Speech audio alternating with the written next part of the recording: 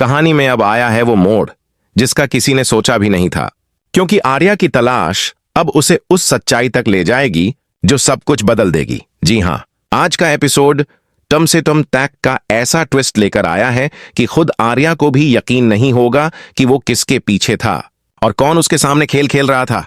आर्या की आंखों में बेचैनी साफ दिख रही थी।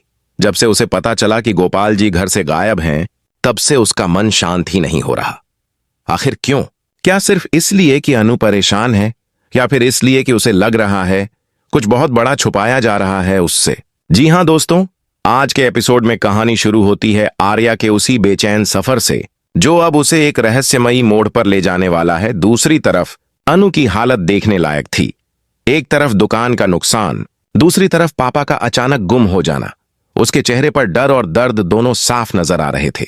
मां, पुष्पा जी की आंखों में भी वही सवाल, कहीं फिर से गोपाल जी ने कुछ गलत तो नहीं कर लिया?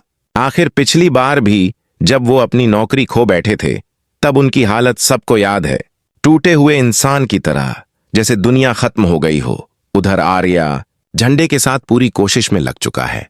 वो कहता है, झंडे, इस बार कुछ गड़बड़ जरूर है।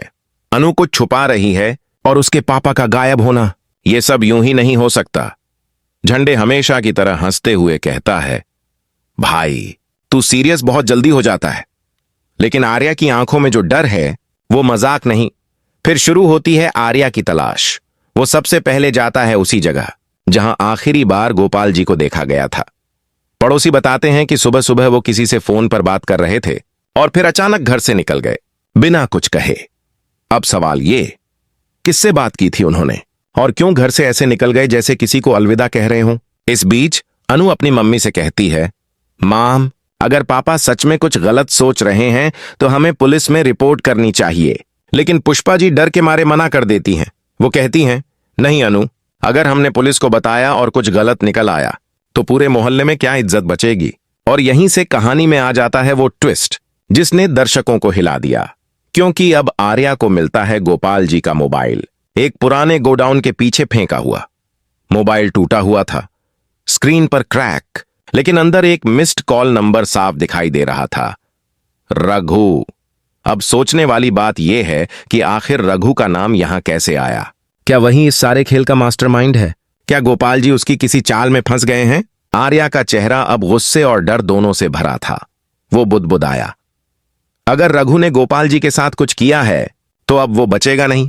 लेकिन दोस्तों, कहानी यहीं खत्म नहीं होती, क्योंकि अगले ही पल आर्या के फोन पर आता है एक अनजान कॉल।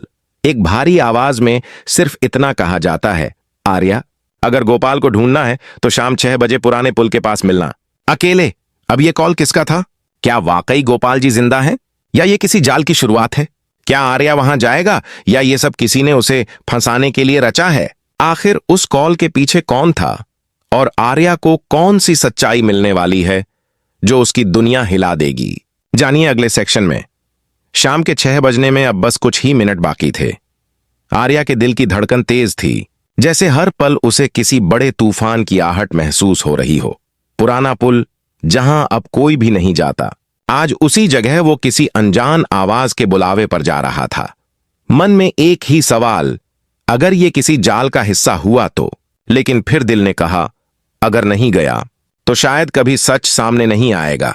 वो धीरे धीरे पुल के पास पहुंचा। चारों तरफ सन्नाटा था, हवा भी जैसे किसी रहस्य की बात कर रही हो। तभी उसकी नजर पड़ी जमीन पर पड़े एक पुराने बैग पर। उसने बैग उठाया, खोला और अंदर थी कुछ कागजात, कुछ पुरानी रसीदें और गोपाल जी की दुकान के पेपर। पर सबसे चौंकाने वाली चीज थी एक फोटो। उस फोटो में गोपाल जी किसी से हाथ मिला रहे थे और वो शख्स कोई और नहीं बल्कि रघु था। आर्या का गुस्सा अब फटने वाला था। तो ये दोनों पहले से मिले हुए थे? वो बुदबुदाया, कहीं ये सब अनु को बर्बाद करने की कोई प्लानिंग तो नहीं? उसके दिमाग में सवालों की बाढ़ आ गई। तभी पीछे से किसी के कदमों की आवाज आई। आर्या पलटा, पर वहां कोई नहीं था, बस हवा का झोंका, जैसे कोई वहां से अभी अभी गुजरा हो। दूसरी तरफ अनु की हालत और खराब हो चुकी थी। घर में सन्नाटा। मां बार बार दरवाजे की ओर देख रही थी। अनु, कुछ तो पता चला? पुष्पा जी ने कांपती आवाज में पूछा। अनु की आंखें भर आईं। नहीं मां, कुछ नहीं।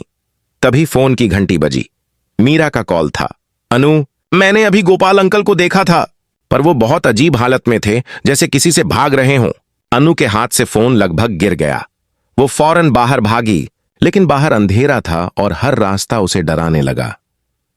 कहीं ये वही रात तो नहीं जब सब कुछ खत्म हो जाएगा। उधर आर्या की खोज और गहरी हो चुकी थी। बैग में रखे एक कागज पर लिखा था, deal final by tomorrow, Raghu. Arya का दिमाग घूम गया। ये कौन सी डील थी और क्यों गोपाल जी इसमें शामिल थे? तभी उसके फोन पर फिर वही अनजान नंबर चमका। उसने डरते डरते रिसीव किया। आर्या, ज्यादा जासूसी मत कर, वरना तुम्हें भी गायब होना पड़ेगा, बिल्कुल गोपाल की तरह। बस इतना सुनते ही आर्या का खून खौल उठा। कौन है तू? सामने आ, वो चिल्लाया। लेकिन दूसरी तरफ सिर्फ हंसी की आवाज आई, ठंडी, खतरनाक, डरावनी। अब आर्या समझ चुका था, यह मामला सिर्फ गोपाल के गायब होने का नहीं है। इसमें कुछ बहुत बड़ा दांव पर लगा है, शायद अनु की पूरी जिंदगी। उसने झंडे को कॉल किया, तुरंत पुराने पुल के पास आ और पुलिस को भी इन्फॉर्म कर। यह कोई छोटा खेल नहीं है। इस बीच अनु भी आर्या को कॉल करने की कोशिश करती रही, पर नेटवर्क गायब। हर बार बस एक ही लाइन सुनाई देती, the number you are trying to reach is currently switched off. Anu की आंखों से आंसू बहने लगे। भगवान, मेरे पापा सही सलामत हों बस। उधर पुल के नीचे आर्या को अचानक कुछ चमकता दिखा। उसने मोबाइल की टॉर्च ऑन की। नीचे कीचड़ में पड़ा था एक चप्पल, वही चप्पल जो गोपाल जी रोज पहना करते थे। आर्या के होंठ कांप उठे। नहीं, यह सच नहीं हो सकता। लेकिन क्या यह सिर्फ एक सुराग था, या इस पुल के नीचे छुपा था वो राज जो अब सबकी जिंदगी बदल देगा? क्या गोपाल जी जिंदा हैं, या उनके साथ कुछ ऐसा हुआ जो किसी ने सोचा भी नहीं? और सबसे बड़ा सवाल, रघु आखिर खेल किसके इशारे पर खेल रहा है?